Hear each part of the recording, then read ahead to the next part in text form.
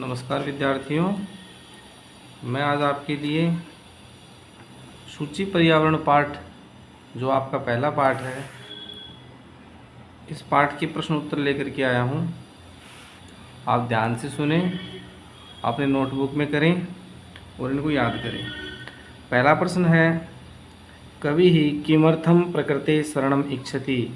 कवि किस लिए प्रकृति की शरण में जाना चाहता है? तो इसका उत्तर है, अत्र जीवितम दुर्वहम जातम अतः कवि प्रकृते शरणम इच्छति। यहाँ जीवन दुर्वह हो गया है, इसीलिए कवि प्रकृति की शरण में जाना चाहता है। फिर ख का प्रश्न है, कस्मात् कारणात् महानगरेषु संसरणम कठिनम वर्तते। किस कारण से महानगरों में रहना कठिन हो गया है? इसका उत्तर है, यानानाम ही अनंतः पंक्तयः। यानों की यानी मोटर गाड़ियों की नहीं ख़त्म होने वाली अनंत लंबी लंबी पंक्तियों के द्वारा यहाँ महानगरों में जीवन जीना कठिन हो गया है। ग का प्रश्न है, अस्माकं पर्यावरणे किम किम दूषितम अस्ति। हमारे पर्यावरण में क्या क्या दूषित हो गया है? तो इस ग वाले का उत्तर आप करोगे, अस्माकं पर्यावरणे वायुमंडलम जलम भक्ष्यम धरातलम च दूषितम अस्ति। हमारे पर्यावरण में वायुमंडल, जल, भक्ष्य पदार्थ यानी खाने योग्य पदार्थ और भूमि, ये सब दूषित हो गए हैं। घ का प्रश्न है पहले में, कवि ही कुत्र संचरणम कर्तुम इच्छति। कवि कहाँ संचरणम यानी घूमना चाहता है? तो इसका आंसर है, कवि एकांते कांतारे संचरणम कर्तुम इच्छति। कवि एकांत वन में घूमना चाहता है। पहले में ग का प्रश्न है, स्वस्थ जीवनाय कीदृशे वातावरणे भ्रमणीयम। स्वस्थ जीवन के लिए कैसे वातावरण में घूमना चाहिए? तो आपका उत्तर हो जाएगा ग का, स्वस्थ जीवनाय प्राकृतिक शुचि वातावरणे भ्रमणीयम। स्वस्थ जीवन के लिए प्राकृतिक और शुद्ध वातावरण में घूमना चाहिए। फिर पहले में च का प्रश्न है, अंतिम पद्यांशे कवेः का कामना अस्ति। अंतिम पद्य में कवि की क्या कामना है? आपका उत्तर हो जाएगा, अंतिम पद्यांशे कवेः कामना अस्ति। अंतिम पद्यांश में कवि की कामना है कि लता तरु गुल्मः प्रस्तर तले पिष्टा नो भवन्तु। जो लताएं हैं, छोटे छोटे पेड़ पौधे हैं, वो पत्थर के नीचे नहीं बिछे। निसर्गे पाषाणी सभ्यता समाविष्टा न स्यात्। ये जो पाषाण में सभ्यता, ये कंक्रीट का जंगल जो हम तैयार कर रहे हैं, ऊंची ऊंची बिल्डिंगें बना रहे हैं, ऐसी नहीं हो। अंततः कवि कथयति, और अंत में कवि कहना चाहता है, यत् अहम मानवाय जीवनम कामये नो जीवन मरणम। मैं मानव के जीवन की कामना करता हूँ, न ही उनके जीवन को ख़त्म होने की, अंत होने की कामना करता हूँ। 2 का प्रश्न देखिए, इसके अंदर जो शब्द संधि और संधि विच्छेद दोनों करने हैं। कुछ शब्दों की हमें संधि करनी है और कुछ शब्दों का हमें संधि विच्छेद करना है। तो पहला शब्द इन्होंने प्रकृति रेव दिया। पहला शब्द इन्होंने प्रकृति ही दिया, तो यहाँ पे इन्होंने प्रकृति रेव दिया, तो हमें प्रकृति में क्या मिलाना है कि प्रकृति रेव हो जाए? तो ये विसर्ग संधि का उदाहरण है। प्रकृति ही में हमें एव मिलाना है, जिससे ये विसर्ग का रह होने से प्रकृति रेव हो गया। दूसरा शब्द श्यान्नेव, तो यहाँ श्यात प्लस ये वाला न और एव, तो इस तय का भी न हो जाएगा और बन जाएगा श्यान्नेव। ये आप देख रहे हो, ये है के अंदर यह है, तो ये इसको बोलेंगे हयनंतः। तो ये आपका ये जो ही आप देख रहे हो उत्तर में, ये ही यहाँ पे आएगा प्लस अनंतः। ये है का जो ई है उसकी यण संधि होके हनंतः बनेगा। फिर आप देख रहे हो बहिः प्लस अंतः प्लस जगति, इनको जोड़ना है। तो वही के विसर्ग का र होके ये ए उसमें मिल जाएगा, तो आप देख रहे हो ये र पूरा हो गया। बहिर, बहिर अंतः जगती, और इस विसर्ग का र आधा र हो गया और इस वाले जय के ऊपर चला गया। ये देखिए विसर्ग संधि के उदाहरण हैं, दो विसर्ग संधि है इसमें, बहिर अंतर जगती। उसके बाद इन्होंने एक संधि युक्त पद दिया है और संधि विग्रह करवा रहा है, संधि विच्छेद करवा रहा है। असमान नगरात, तो नगरात इसमें है, हमें अस्मात लगाना है। तो इस वाले तय का ये देखिए आप न देख रहे हैं, असमान नगरात ऐसे बनेगा, अस्मात प्लस नगरात। अगला है सम प्लस चरणम, तो ये अनुस्वार संधि का उदाहरण है। इस मय का आगे वाला शब्द का पहला अक्षर है उसका अंतिम अक्षर हो जाएगा, तो च छ जय झय ये हो गया संचरणम। फिर आप देख रहे हो धूमम प्लस मुंचती, तो इसके मय का अनुस्वार जब आप करोगे तो एक रूप तो धूमम मुंचती बनेगा, और उस मय को अगर आप नीचे लिखोगे तो ऐसे धूमम मुंचती ऐसे लिखा जाएगा।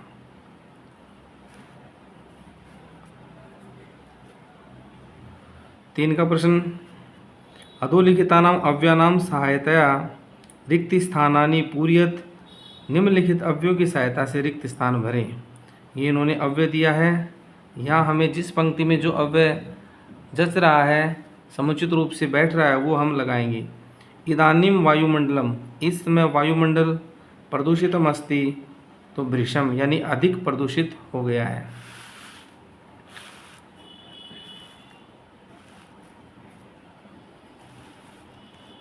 उसके पश्चात आप देखिए ख का है जीवनम दुर्भम अस्ति, जीवन दुर्भ हो गया, कठिन हो गया, यानी अत्र यहाँ जीवन कठिन हो गया है। ग का है प्राकृतिक वातावरणे क्षणम संचरणम अपि लाभदायकम भवति, प्राकृतिक वातावरण में कुछ समय के लिए घूमना भी लाभदायक है, तो अपि यानी भी। पर्यावरण से संरक्षणम एवं प्रकृति आराधना, पर्यावरण का संरक्षण ही प्रकृति की आराधना है। ग का है सदा समय से सदुपयोग करनी है, हमेशा समय का सदुपयोग करना चाहिए। फिर च का है भूकंपित समय बहि गमनम में उचितम भवति, भूकंप के समय बहि यानी बाहर, गमनम में जाना चाहिए, यही उचित है। इसमें यत्र का अर्थ होता है यहाँ और तत्र का वहाँ। यत्र हरितमा जहाँ, यहाँ हरितमा, यत्र यानी यहाँ, यहाँ हरितमा जहाँ हरियाली हरितमा है, तत्र शुचि पर्यावरणम, वहाँ पर्यावरण शुद्ध है। च का प्रश्न, उदाहरणम अनुसृत्य अधोलिखित पदेषु प्रकृति प्रत्यय विभागम संयोगम कुरुत, उदाहरणों को देखकर पदों का प्रकृति प्रत्यय अलग कीजिए, या फिर जहाँ पे प्रकृति प्रत्यय दोनों अलग अलग उनको आप मिलाइए। जैसे कि जातम प्लस जातम है तो इसका जन प्लस कतः, जन प्लस कतः मिलके जाता बनेगा, ठीक है। जैसे कि इन्होंने तीन अक्षर हमारे सामने दिए, प्र प्लस क्रय प्लस किक्तिन प्रत्यय, तो किक्तिन प्रत्यय का विद्यार्थियों किति शेष बचता है, ती। क और न इसका लोप हो जाता है, तो प्र क्रय और ती बच गया, प्रकृति ही। नी जमा श्री प्लस कतः प्लस टाप, तो विद्यार्थियों नी और श्री, निश्री, कतः का तय बच गया और टाप का आशेष बचता है। जो आपके टाप प्रत्यय देख रहे हो इसका आशेष बचता है, तो नी श्री कतः का कतः शेष बचता है, तो मिल करके आपका नी श्री और ता, निश्रिता। दूषितम कैसे मिला, तो दूष प्लस कतः प्रत्यय मिलकर दूषितम बना। करणीयम कैसे बना, क्रय प्लस अनियर प्रत्यय मिलके करणीयम बना। भक्ष्यम आप देख रहे हो भक्ष धातु से यत प्रत्यय मिलके भक्ष्यम बना है। रमणीया, रम प्लस अनियर, यहाँ अनियर आ जाएगा ये वाला, और यहाँ टाप प्रत्यय का आ, ऐसे रमणीया बना है। क्षय का है वर्णीय, तो आप देख रहे हो व्री प्लस अनियर का अनीय प्लस टाप। मैं एक बना के दिखा देता हूँ आपको। व्री का वर हो जाएगा वर, और अनियर का अनीय, और ये जो आप टाप देख रहे हो इसका आ। वर में ए मिला वर, वर पूरा, फिर नय को हम णत्व यानी नय कर देंगे, नय के स्थान पे ये आपका वर्णीय और टाप का आ मिलने से वर्णीय।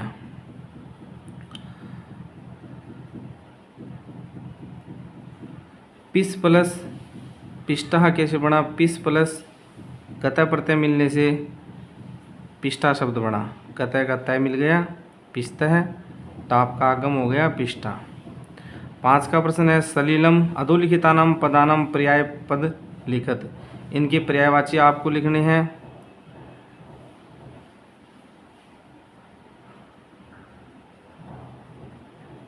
देखिएगा, सलीलम का पर्यायवाची जलम है, वन का पर्यायवाची कांतारम और अरण्यम। कांतारम और अरण्यम का अर्थ भी जंगली होता है, वन का अर्थ भी जंगली होता है। कुटिलम यानी टेढ़ा, वक्रम यानी टेढ़ा। आम्रम का अर्थ आम, रसालम का अर्थ भी आम। शरीरम यानी शरीर, कायः देहम यानी शरीर। पाषाण यानी पत्थर, प्रस्तर, और शिलाखंडम यानी भी पत्थर। अधोलिखितानाम पदानाम विलोम पदानी पाठात चित्वा लिखित। इनमें से जो आपको नीचे दिए गए हैं इनमें विलोम शब्द छांटिए, यानी कोई भी शब्द उसका उल्टा शब्द पद पाठ में से चुनकर लिखिए। तो देखिए, सुक्रम यानी अच्छा, सौहार्द, और दुर्भम यानी कठिन। घृणंती लेना, ग्रहण करना, वितरंती वितरण करना। दानवाय दानव के लिए, मानवाय मानव के लिए।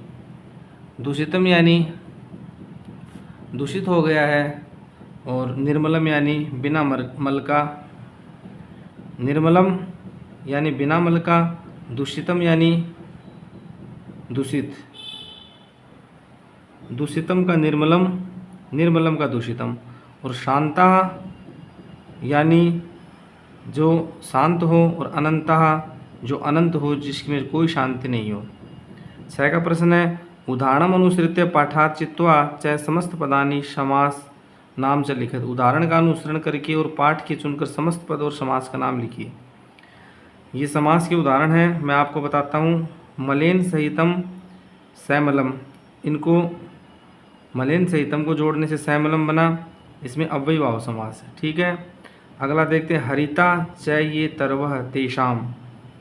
हरित तरुणाम कर्मधारय समास। ललिता च यह लता, ललित लतानाम कर्मधारय समास। नवा मालिका को संयुक्त करेंगे, नवमालिका कर्मधारय समास। धृतः सुख संदेश है, येन तम धृत सुख संदेशम बहुब्री समास। बहुब्री समास में कोई दूसरा पद प्रधान होता है, तो धृत सुख संदेश है यह, येन सुख का संदेश जिसके द्वारा धारण किया हुआ है, अन्य पद प्रधान ऐसा कोई है, तो धृत सुख संदेशम यानी बहुब्री समास। कज्जल इव मलिनम, इव जहाँ पे आ जाता है वो अमूमन कर्मधारय समास होता है। कज्जल की भांति काला, तो कर्मधारय समास कज्जल मलिनम। दुर्दांतई दसनई, दुर्दांत दसनई, दुर्दांत दांतों के द्वारा, इसमें भी विशेषण विशेषण कर्मधारय है, तो कर्मधारय समास हो जाएगा। 7 का प्रश्न रेखांकित पदम आधृत्य प्रश्न निर्माणम कुरुत। रेखांकित पदों का अनुसरण करके प्रश्न निर्माण कीजिए। प्रश्न निर्माण में विद्यार्थियों एक विशेषता होती है कि जो नीचे अधोलिखित रेखांकित किया हुआ है उनके स्थान पे हम प्रश्न बनाएंगे, और इनके अंदर जो कज्जल मलिनम, पक्षिणाम, लता तरुगुल्मा, इनके अंदर जो विभक्तियाँ हैं वो ही हम इनकी प्रश्न बनाते समय इनमें लगेगी। देखना पहला 7 में सकसक्टियानम कज्जल मलिनम धूमम मुंशति, सैकड़ों गाड़ी मोटर काजल की भांति धुएं को निकालते। तो कज्जल मलिनम, इसमें द्वितीय विभक्ति है रामम की भांति, तो कीदृशम कैसा, सत शक्तियान है वो कैसा धुआं छोड़ती है। ख का है उद्याने पक्षिणाम कलरवम चेत प्रसादिति, उद्यान में पक्षियों का रामस्य राम्यो राणाम रामाणाम षष्ठी विभक्ति बहुवचन है, कलरव चित्त को प्रसादित करता है। उद्यान में कैसाम कलरव चेत प्रसादिति, तो इसमें षष्ठी विभक्ति किम शब्द पुल्लिंग कस्य कयो केशाम। गय का है पाषाणी सभ्यतायाम लता तरु गुल्मः, तो इसमें पुल्लिंग का प्रथमा बहुवचन है। पाषाणी सभ्यता में लता है, तरु है, गुल्म है, वो पत्थर में पिस गए हैं। तो पाषाणी सभ्यता में कौन, तो पुल्लिंग का कह कऊ के की आ गया। प्रस्तर तले पिष्टा संति। महानगरेशु में सप्तमी विभक्ति बहुवचन है, तो इसका केशु भी हो जाएगा। किम शब्द पुल्लिंग सप्तमी विभक्ति बहुवचन। और कहाँ यानी कुत्र। महानगरों में वाहना नाम अनंता पंक्तियाँ धावंती, महानगरों में वाहनों की बहुत सारी पंक्तियाँ दौड़ती हैं, तो आपका कुत्र भी हो जाएगा। और केशु यानी कहाँ पर वाहनों की अनंत पंक्तियाँ दौड़ती है। गय का है प्रकृत्या सन्निधौ वास्तविकम सुखम विद्यते, प्रकृति की सन्निधि में पास रहने से वास्तविक सुख मिलता है। तो कस्याः सन्निधौ वास्तविकम सुखम विद्यते, किसकी प्रकृति में षष्ठी विभक्ति एक वचन, तो स्त्रीलिंग का किम शब्द का षष्ठी विभक्ति एक वचन, कस्याः सन्निधौ वास्तविकम सुखम विद्यते। धन्यवाद।